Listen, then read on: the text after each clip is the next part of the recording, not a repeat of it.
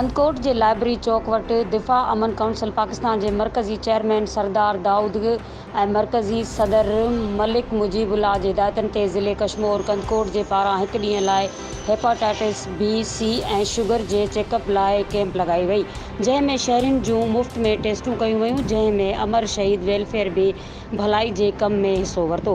उन मौक़े ते सूबाई सदर अनिल कुमार ठाकुर, मोहसन खान टालाणी ऐं ॿियनि डिप्टी कमिश्नर ऐं मीडिया खे आगाही फ़राहम कई।